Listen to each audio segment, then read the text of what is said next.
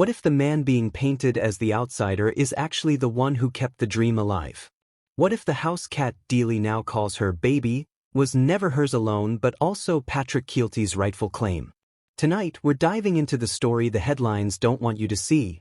A story of marriage, money, power, and how one man is being written out of his own life. Patrick Kielty is standing in the middle of a storm that, frankly, he never asked for, a storm that is not just about the breakdown of a marriage but about the rewriting of an entire narrative to make him look like a guest in his own home, a visitor in a life he helped build, and an outsider in a dream he funded and nurtured.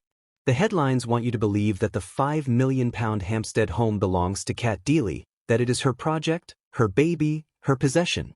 But if you strip away the sentimental packaging, what you really see is a shared property, a shared investment, and a shared dream. A dream that Patrick is now being written out of. And that is where critics are starting to push back, because the story being pushed into the public sphere doesn't match reality, doesn't match fairness, and doesn't match what we know about partnership, marriage, and the law. Reports claim that Cat told Patrick, flat out, "You can't live in this house again." Think about the weight of that statement. Not, "Let's talk about how we'll split this fairly." Not, "We need to figure out what's best for the children." But a definitive, unilateral rejection. "You can't live here." As though his name isn't on the deeds. As though his money wasn't poured into the purchase. As though his sacrifices and his career, which allowed them to buy such a property in the first place, count for nothing. And critics are asking the obvious question. Who gave Cat the authority to decide unilaterally that Patrick's claim is invalid? Is this about fairness, or is this about control? Hook our engager. Here's the twist that most media outlets won't tell you. Legally, Patrick has just as much right to that house as Cat. Her emotional attachment doesn't cancel out his equity. Her narrative doesn't erase his name from the title. So why is the press so eager to frame him as the outsider? Let's not forget, Patrick isn't just a tag-along in this marriage. He is a successful comedian, broadcaster, and now the host of RT's Late Late Show. A man whose work has not only taken him back to Ireland but also helped finance the lifestyle that both he and Cat enjoyed. The reason he spent time in Ireland was not because he abandoned his family but because he was working, providing, maintaining his career in a cutthroat industry. Yet that reality is being twisted into a narrative that paints him as absent, as disconnected, as though his physical distance nullifies his financial and emotional contribution. Critics see this as a dangerous double standard, because when men sacrifice time with their families to support them financially, they are often vilified as neglectful, while women in the same position are praised as hardworking and empowered. Why should Patrick be demonized for doing what countless fathers and husbands have done, providing stability through his career? Now, about this Hampstead home. Cat calls it her baby. That word has been repeated in the press as though it's proof that her emotional attachment automatically grants her more ownership. But emotion doesn't outweigh equity. In the eyes of the law, what matters is the name on the deed, the flow of money, and the contributions, financial and non-financial, that went into the property. Patrick's fingerprints are all over that house, even if he wasn't physically there every day. To erase his claim is not just unfair, it is manipulative.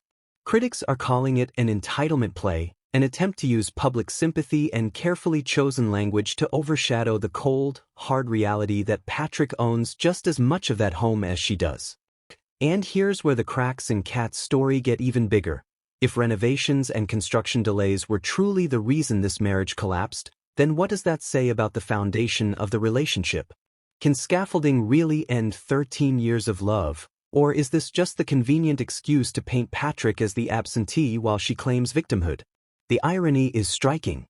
Patrick has been carrying weight from afar, juggling his career, traveling across borders, and taking on the emotional toll of being separated from his family for work. Instead of being acknowledged for those sacrifices, he's being punished for them. Instead of being recognized as a provider, he's being cast as an absentee.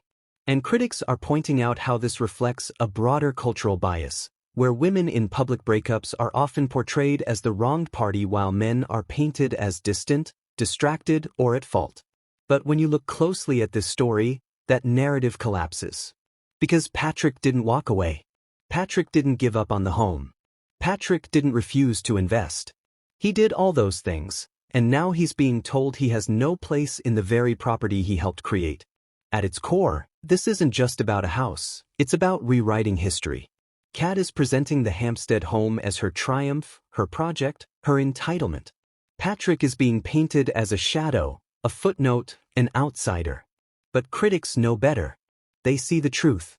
They see a man being stripped of recognition, a man being denied his rightful place, a man who has every legal, financial, and moral claim to that house. And the sad irony is that the Hampstead mansion, once meant to be a shared dream, now stands as a monument to division, bitterness, and the rewriting of a marriage that deserved more respect than this. Because in the end, this isn't just Patrick's fight. It's a reflection of every man who has been sidelined, every father who has been dismissed, every partner who has been treated as less than equal in the wake of a breakup.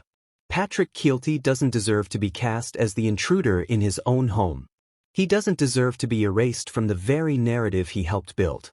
And if Cat Deeley truly believes the Hampstead mansion belongs to her alone, maybe that sense of entitlement explains why the marriage collapsed in the first place. But what do you think? Is Patrick being unfairly treated and written out of his own home? Or do you believe Cat has the stronger claim to the Hampstead mansion? Do emotional ties outweigh financial contributions? Or is this just another case of entitlement being dressed up as sympathy?